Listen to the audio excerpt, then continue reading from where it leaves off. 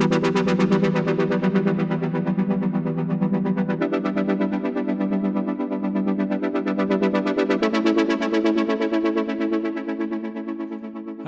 and welcome to this month's Synth Tutorial Masterclass with computer music.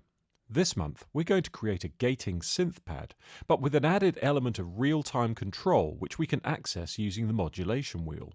So load up your DAW, load in an instance of the ZebraCM plugin, and let's get stuck in. We'll begin by performing an initialize in our usual way. So those of you unfamiliar with the ZebraCM plugin, the window at the top is a really useful place to see the values that we select as we tweak any of the pots on screen. It's also where we can see a drop-down menu for accessing things like presets and patches. However, we're going to initialize the ZebraCM in the first instance so that we have control of a default patch to get cracking with.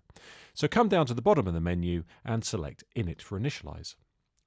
This then defaults the patch to a basic sawtooth on a single oscillator. Now the patch we're going to create is going to be relatively loud, so the first thing we'd suggest you do is go right down to the bottom right hand corner of the plugin and click and hold on the master pot and drag that down to a value of 20. You should now hear a sound that sounds like this. And that's just the sawtooth from Oscillator 1 that we're hearing at this time. Slightly unusually for this patch, we're going to be mirroring Oscillator 1 and 2 with the exact same settings, at least in the first instance. So we need to firstly make sure that we have the sawtooth selected, which is a default. Secondly, check that the volume is set to 100, which it should be on Oscillator 1.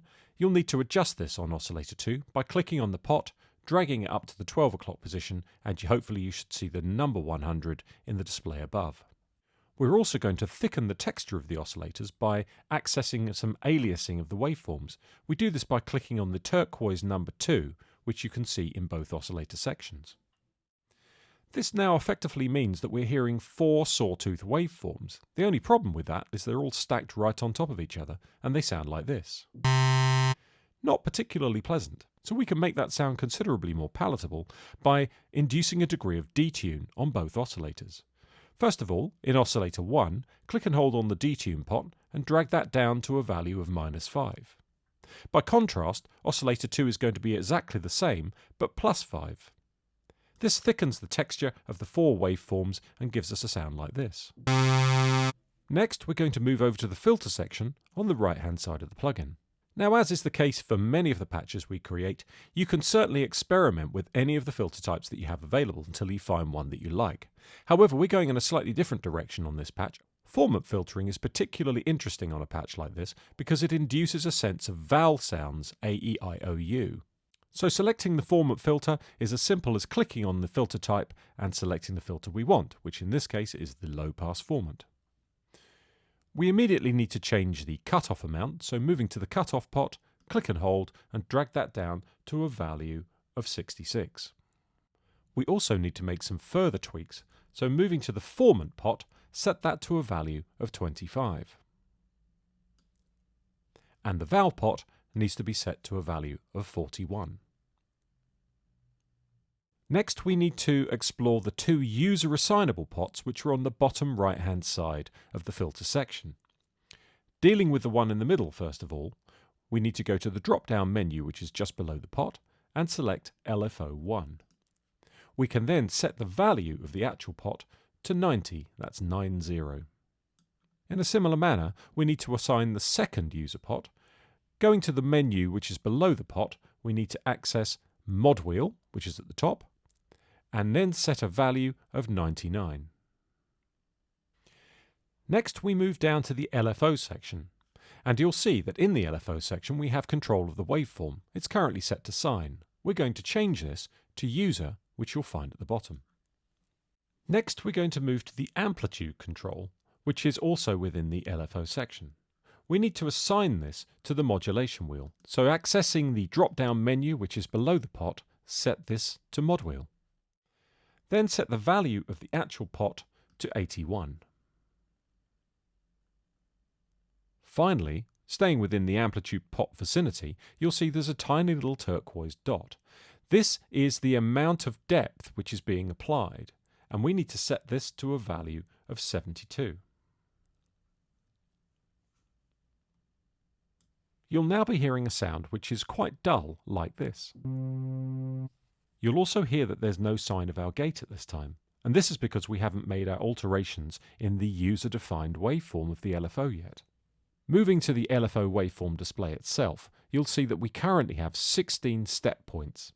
We need to reduce this. You can work with 16 step points if you want, but we're going to keep things a little bit simpler for the time being. So first of all, we're going to change the mode of operation, and we do this by going down to the Mode drop-down menu and selecting Lines. We're also going to change the number of points that we're accessing to only 4. You can work with more if you're feeling adventurous. Now we're going to adjust the node points to create the waveform that we want for the gating. So beginning with this first point, click and hold on it and drag it up to a value of 97.5. The second point needs to be set to a value of 70. The third point we're going to set to a value of 15. And finally the last point we'll leave set to a value of 0. If we now play the sound, we get this effect. Now that's pretty cool. You can hear that the filter is following the contour that we've created here. However, the classic gating effect is normally substantially faster.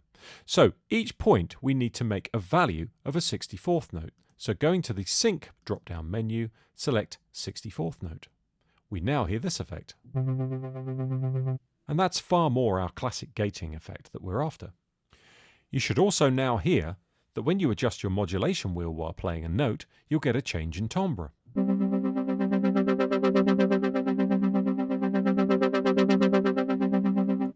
Next, we need to make a few subtle alterations to our envelope section.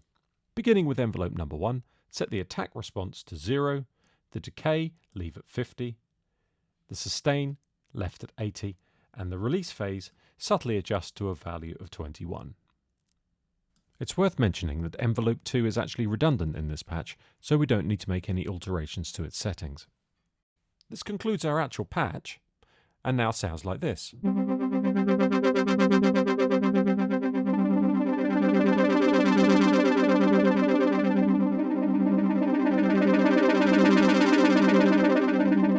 And that change in timbre is being created by me adjusting the modulation wheel. Now, as per usual with any patch of this kind, it's a good idea to look after certain elements on the back end, and we've got a compressor in line just to keep our dynamics under control, but also adding a relatively generous reverb like the black hole reverb will make it sound really lovely as well.